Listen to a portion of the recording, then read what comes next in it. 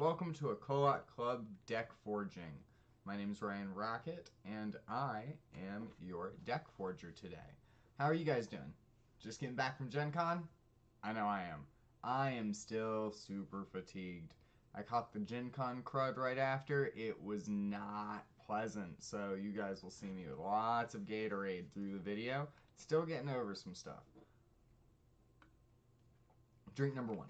Alright, so I kind of want to give you guys a rundown of what we're going to do today. I played GenCon's major Kote this year, the Grand Kote, excuse me, and I made top 32 playing Lion. I was the challenger for day 2. I did fairly well. I went 5-2. I'm very happy with that considering I was playing a very out there deck. Some of you talking to me know, or watching this, excuse me, not talking to me. I always feel like there's just a conversation, but a lot of you watching this, if you're at GenCon, you know that I was playing a Lion, Scorpion, Dishonor deck. It was weird. It was a lot of fun, though. It was probably the most fun I've had playing in a long time. And it did pretty well. I mean, I went 5-2, and I'm an okay player, I feel. So I kind of want to build the deck with you guys, go over kind of some of my decisions, why we did some of the things we did, and by we, I can't take full credit for my deck. It does take a village. Steven Didion and Alex West were huge influences on the way I built this. A couple of other friends who I have not introduced on stream or on a video before were major influences. I'll name one.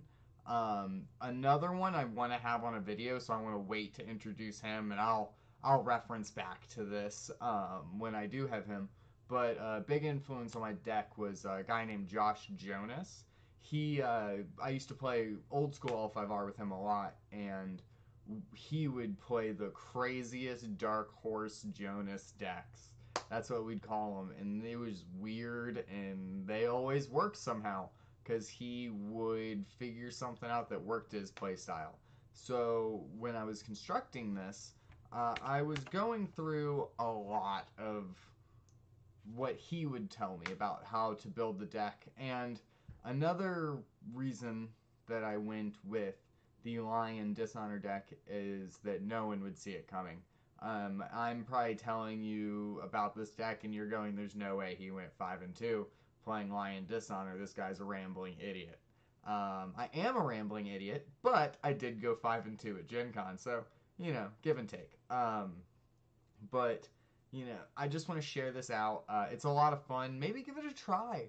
You know, don't go crazy when you see it originally. It is a little weird. So upon further ado, let's jump down into it. So we are going to be using Card Game DB today. It's just what I'm very familiar with, so it's what I want to use. So like I said, we're going to be playing Lion. Now, a lot of people at Gen Con were playing HMT. Very strong deck. I was not as great with it. I'm going to be very honest with you. But for the Lion core tier build that I'm going for, I honestly think you need the original Stronghold. Stronghold from the box sets. Sorry, guys. Like I said, still not mentally all here. Shiro is just a great Stronghold, in my opinion, for this. It's going to give you that extra boost of military you'll need to take provinces, because your base military and your guys is a little bit lower than the other deck, because you're not running as many of the really crazy dudes, and you're not running charge and things like that. So we're going to go with that one. Now, because this was a Gen Con deck, I had to only use the one roll. So it is going to be Keeper of Fire.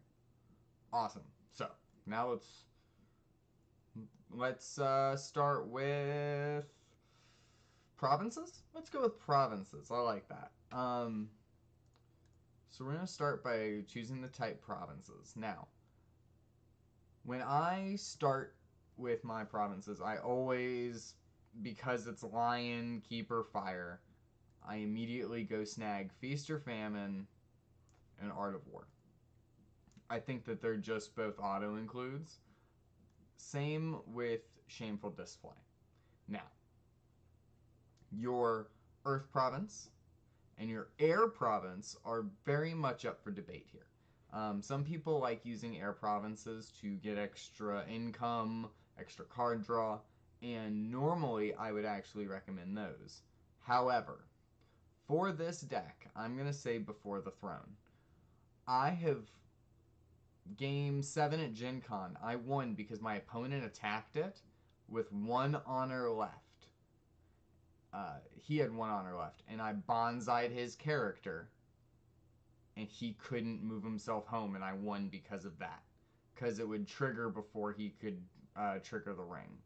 So, it's, when you're playing this, it's a very good card to have in just as a, you know, oh, they're hitting it early and they don't know what you're doing yet, or late game they're down in honor and every 2 honor is a huge swing. So that's a kind of a big deal.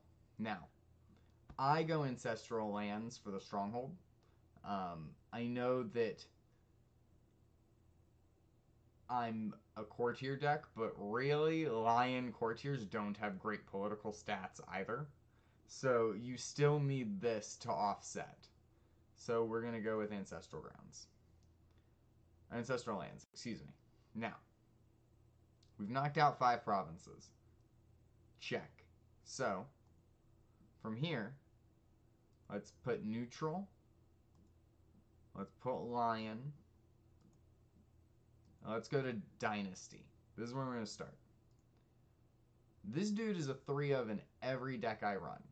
I am a big fan, and Pride in this deck helps offset some of the wonkier things, like calling in favors. Now, I didn't run calling in favors at GenCon, and I actually look back regretting it. I ran a much goofier combo, and I'll get to that when we hit the conflict side. So Akodo Gunsō is, in my opinion, just an auto-include, especially in this style of deck.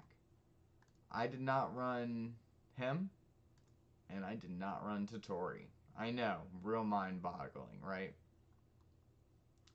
I did, however, run 2 favorable grounds. This card is money.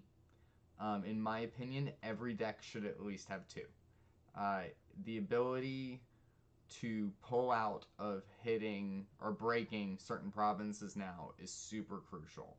And it's funny to me that I've used it more recently to pull guys out of fights because of Hawk Tattoo and to not break things like Abandoning Honor or Feast or Famine. You just don't even want to be there. So I run 2. Gifted Tactician is a needed card in my opinion. So here's why. This deck bids low. This deck can bid 1 on turn 1. I did that a lot at GenCon. And again, I went 5-1. Art of War helps offset 1 bidding a little bit. You have to be intelligent. Sometimes during GenCon, I would sacrifice better Dynasty characters to have my opponents be more favorable towards attacking certain provinces. I did that a couple of times when I would leave certain things like an Honored General in a Feast or Famine, and my opponent would be like, oh, I gotta kill that. Or, you know, you see, for instance, this character in Alliance Pride Brawler. Well, you play one of them, and the other one they're going to go after. Sometimes the factor is not necessarily, at least when playing this specific deck, is not necessarily which guy is better for the situation, because between those two, it's pretty equal. They do different things, but they both will give you a huge bit of power on the board. But if you can leave the one on top of Feast or Famine, and your opponent's going first, chances are they're going to go at the one that you left. So you left it on Feast or Famine, and they take Feast or Famine. You know, it doesn't work every time, and I'm not saying that's a foolproof plan, but it does help. You can lead your opponent into certain provinces. I did that quite a few times with Before the Throne, and would get people down to 1 or 2 honor, and win the game. So we're going to go back up to Gifted Tactician, and in my opinion, you run 3. Now, Honored General is a really great card. He honors himself when he enters play. That's huge for this deck, because it will offset some of the dishonoring that you will inevitably do. Plus, a few times I've had this deck gets to 24 or 25 before dishonoring out an opponent. It's not often, to be very honest with you. Normally I end around 14 or 15 honor. But it's a couple of tweaks. You could have this bomb out on somebody if they aren't paying attention. I do run 3 Honored Generals. I think he is a very good card. He also is Commander, which will be relevant when we get to Conflict side. Now, I typically don't run 3 of any unique. That's weird, I know, I'm not a normal guy, but I don't like seeing 2 in the same turn sometimes, because a lot of times in Lion, I want to, you know, buy 1 guy, maybe 2 guys turn 1, and then just hoard money and flood my board every turn after that. You'll see the overall cost of the deck is fairly low. We'll actually take a look at that down in the stats column, but let's continue. So we're going to put 2 Ikoma Dad puns into the deck. I like Ikoma Dad puns. I think it's very good. Now, the Ikoma Prodigy is probably the best core tier you have outside of Lion's Pride Brawler. Just a great character. I run 3 of her. Main reason is that your restricted card will be Forged Edict, and it's nice to have that core tier 2 forged off onto. I run 2 Tsanuris. Again, I don't run 3 of any unique, but I do like her for her ability. And, again, Commander is strong. It's not bad. And if you honor her, she's kind of a beast. So, Ujiaki. I ran 3 of him. He's my exception. He's a boss. He's core tier, he's huge stats, and when you have the favor, he just, like, crushes people. It's very, very strong. So, I run 3 Ujiakis. Down here, because Imperial Librarian doesn't exist, Imperial Storehouse. I run 2 of this one, because I bid 1. The extra card draw off of it is very handy. I don't run Keeper Initiates. I don't often take fire enough, oddly, to hit it. Normally I'm hitting air and earth, because I need the card draw. I need to hit that differential in our hands pretty hard. And air, I'm trying to dishonor you, so that should be pretty obvious.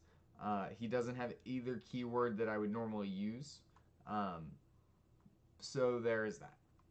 He'd be great. He would be great for Legion of 1. I do admit that. But unfortunately, I don't run Legion of 1 in this deck. I ran it for a while. I just attack with multiple dudes too often. Kitsu Spiritcaller. I run 3 of her.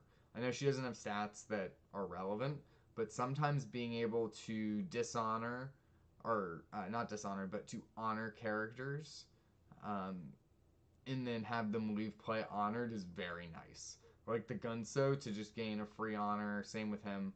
I recur this character, Ikoma Dad Puns, a lot during political when he's not in play because that winning ability is amazing.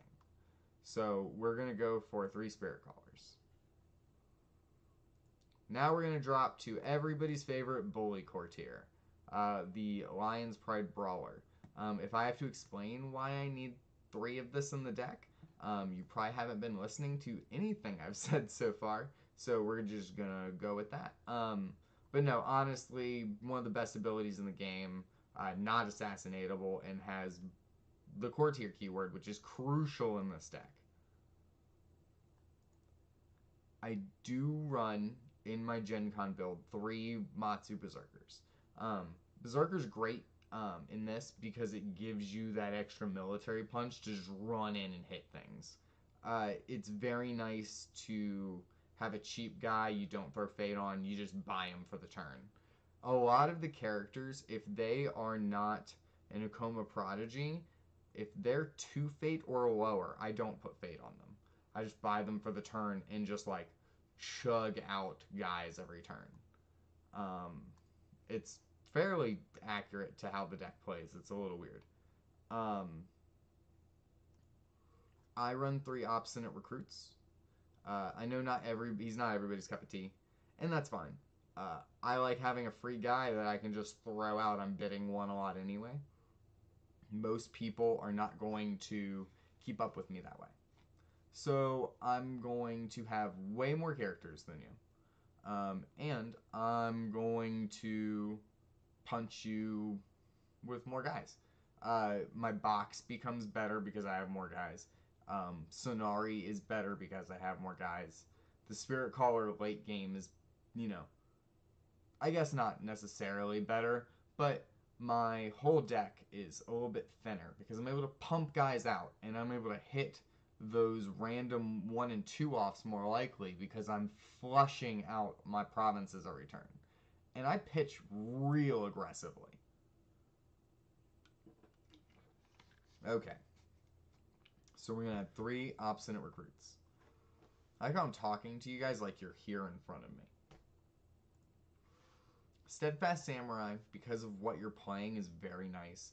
He ends up being, like, I will get 1 or 2 of him out, and they'll just sit there the whole game. Like, literally just be in play the whole game. I run 2, I don't run 3. Just don't really have the space. Because you gotta have that Imperial Palace. This card is if you don't have it and your opponent does, it hurts. It hurts bad. So it's a big thing to think about. And Venerable Historian. To be able to hit a character with a Forged Edict and have an ability to re-honor them off the back of that is strong. It's just good. So we're going to put 2 of her in. And that is 40 cards on Dynasty. That's what I played at GenCon. Dynasty-wise, it does not seem like it has a ton of hitting power, but it does pretty well. It floods you every turn, and it just causes you to not be able to block all the attacks I can throw, which is then giving me unopposed conflicts, which is very key to Lion Dishonor, is that you don't want an opponent to be standing up against you. Now, let's add Scorpion to this mix and go for the conflict deck. Now, we are going to start with the 2 cards that I go to Scorpion for. Backhanded Compliment. This card won 3 games for me over the course of GenCon. 1 just between conflicts, backhanded.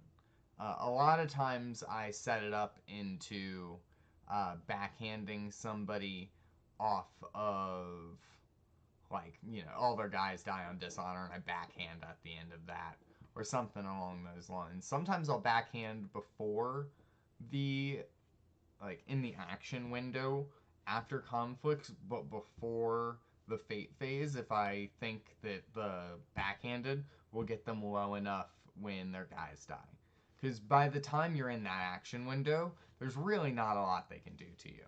And it's very nice to do it before favor's decided, because if they don't have the favor before that, they can't censure it. So, you know, you got to be smart about the way that you play backhanded, because you can't just be willy-nilly with all your cards. This deck, because you don't draw 5 every turn like everyone else does, is very finicky, and every card has to have a very big, unique purpose. So keep that in mind. You will bid higher sometimes. You'll bid like 3 at the most, but that's pretty much the most you'll bid. The other reason that I went for a Scorpion ally was Forged Edict. I have a lot of very strong courtiers in Lion, especially like Brawler, Ikoma Dad Puns, Prodigy, Ujiaki. Like, they're all good, very strong courtiers. So having this to support them is very, very nice. So now we're going to go back up to the top, and we're just going to go like we did down Dynasty. And I'm just going to show you guys how I did the deck.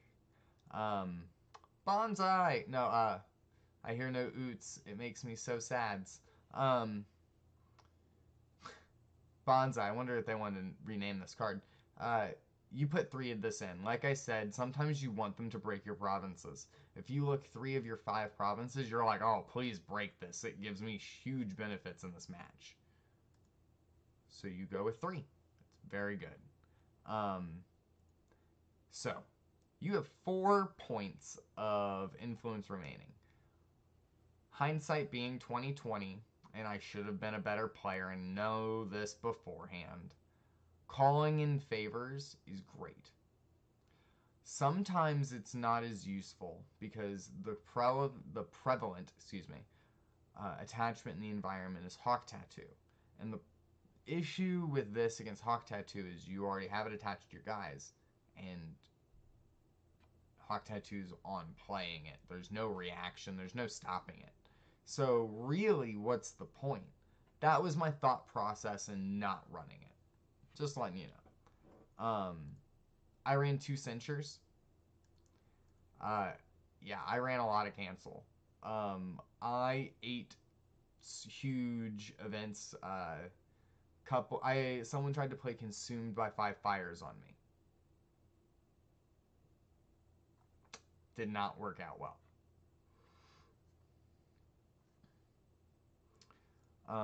I ran 3 court games. I feel this is still an auto-include in every deck. The ability to just say, you dishonor a guy, or I honor this guy. It's just very strong. I feel it's just, you need it right now. You still need it. It can, by itself, save a province. Characters like Hachiko. She has 3/6. If you're able to dishonor her and they don't have a way to re-honor, she won't take all your provinces. She'll take, 3 of mine, but not everybody. Deceptive Offer. Very, very good card. In my head. In practice, it's meh at best. In a pure dishonor deck, this card's probably super annoying. My deck did not run it as efficiently. Most of the games I ran, my opponents just said, take the honor. It's fine. And I won most of those games by dishonor. So it was some wonky cards, but it did work in the end, because I would get them to a point where they were like, oh, I'm suddenly at 3. Yep. Because you've assassinated and given me 2 deceptive offers. Doesn't seem like a whole lot, but you bid 5, I bid 1, and we do that, suddenly you're low. So, or you play Spreading the Darkness, or anything like that, and you aren't paying full attention. I can hit you when you're not fully aware. Now, you won't hit good players like that. So this card comes down to situations when you hold it for that later stage, where it's like, alright, do you want me to take your province? Or do you want to keep giving me that honor that you're already low on? And then people have to actually think.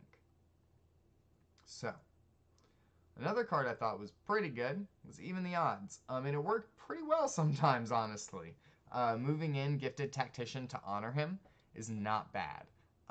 Moving in Tsanuri to honor her and trigger her ability is pretty good. I ran 2 of it. I found that it wasn't a game breaker, but it really helped shore up some attacks, so I knew I had abilities later. It provided fill-in certain holes in the deck. I run a lot of movement. Favorable ground and that. Which I know doesn't sound like a lot. You know, Unicorn's got on the Stronghold. LOL, it's terrible. But, you know, I will jump around in this deck, and it works fairly well. Brawler doesn't have to use their ability in the first fight every time, especially if you defend, and then you have a favorable ground, or you can even just even the odds on up in. It works pretty well. Now, because you're running a core tier deck, I would run 3 Forged Shames. You are hitting them with your Shameful Display and Court Games. You might as well hit them with Forged Shame as well. It will be a dishonor or bow, and if they dishonor, they're giving you more honor when they die, or they're losing more honor when they die, or you're winning fights. So it's strong. Okay. I run 3 Ikoma Reservist. A little bit more to that theme of I want to have unopposed conflicts. So I'll sometimes make a huge swing in. They'll block, and then they'll swing, you know, their counter swing and be like, all right, we're each only doing 1. Well, then I drop an Ikoma Reservist, and I'm like, no, I'm going to do 2. I'll do that from time to time. I find this character really shines in HMT, but I still really liked it. I run 3. So, again, moving with that same theme, Master of the Spear. I run 2. Sometimes I will, you know, buy a cheap character and then pass because I have this character in hand. The ability to, say, move a guy home to give you that unopposed is very good. A lot of my deck has Send Home, as we're about to show in a moment. So now we're getting down Outwit. No one sees it coming. This card crushes certain decks. It will eat a crab deck. At a Lion, you still have higher political than them. It's pretty unreal. So I run 2. It's designed for that matchup specifically. Or the Dragon matchup where they see Lion and they stack super hard military to start. And you're able to squeak in like, I honor my guy and I outwit you. They don't see it coming, so it's a really nice surprise card. Being able to outwit off a Brawler or dad puns, kind of lulzy. Ready for Battle is just good, but it is pure reaction. So I only run 2 because it is a purely reactionary card. However, it is still an incredibly strong card. So 2 of it is what I would recommend you run. Rout. I run 2 Routs. The same reasoning I ran Outwit, but opposite. This card punches Scorpion in the mouth.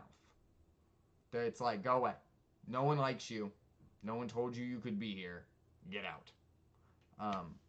Very convenient. So we're going to run 2 Routs. Where are we now? We're at 32 cards. We have 8 cards left. There's not a ton left, right, guys? I will then come down, and I run 3 Strength in Numbers. I've told you once, and you probably are going to get real tired of hearing it, but I run a lot of Send Home because I want unopposed. I don't want to fight your guys. I want to just sit there and win the fight. Don't care really if I break it. And I want to hit those rings and make you hit unopposed. So I run 3 of it because it's super easy for my deck to pull off with the way I flood in characters. It's really handy. I run 2 Vengeful Oathseekers. This card is solid because, again, he's that same, reactionary surprise thing. Oh, you went first. You won this conflict. All right, well, now you're helping me win more. And it's going to give me more opportunities to give you unopposed conflicts. And now my box is that much stronger.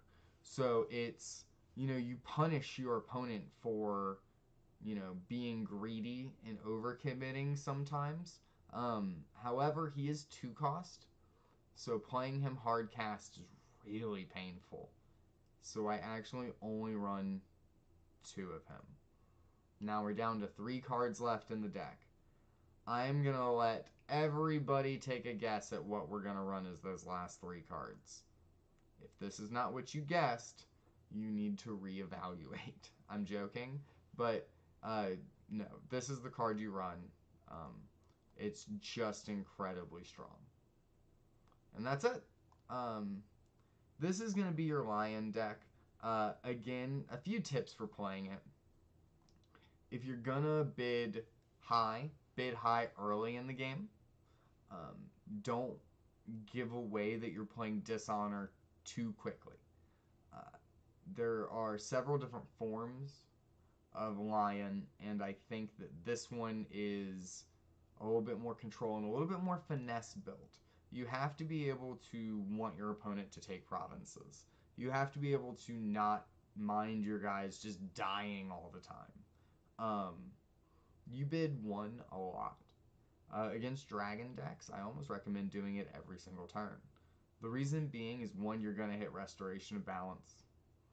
Same reason you're not going to put a ton of fate on all your guys is that you're going to hit Feast or Famine. Swing hard, swing fast. I find that against dragon, you need to keep them off balance. Whereas Scorpion, and if you're being blitzed, weather the storm. This deck can settle in for a long game. That would be my recommendation. Also, is if you hit early and you hit hard, you take like a really strong early advantage. Build the advantage. Don't necessarily go for the kill and overextend. You need to make sure that you're constantly vice gripping your opponent by honor and by military and political threat. Perhaps not breaking their provinces, but you have to be contending in every facet of the game. That is the key point to playing this deck. You cannot play passively. You have to play very actively. Sometimes you'll go for attacks that you know you can't win, but you need your opponent to not trigger the air ring or to not trigger the fire ring. Be careful about what their role is. You don't necessarily want to get caught in giving them free fate. If they're a keeper, that's bad. And you just need to make sure that you can grind the game down. That sounds very odd for Lion, but it works. But this is the deck I went 5-2 with. I hope you guys really enjoyed the video we did today. I know that I, maybe mumbled a little bit, but going back to a few things, I just want to touch base with you guys. Talking about GenCon, we were going to be doing a video at GenCon. However, due to the restrictions on power inside the convention center, we were unable to fulfill that. Make sure you stay tuned for upcoming episode of RokuTalk, and we will be discussing how we're going to be doing the prize differently. We also have some coverage of what happened at GenCon from Alex and I. We're going to be giving you guys a little bit of our insights about what we saw. I want to give a shout out to a couple of people. Hey, Brandon Lane, you rock, dude. It was really awesome hanging out with you. Kevin, my brother, you know what I'm talking about. And big thank you. This character here, I'm going to bring it up for the camera. All the glare is terrible, but my friend got it for me. And he had the artist sign the weapon. So I just want to give him a big shout out on this video. He was a big influence on building this deck to begin with.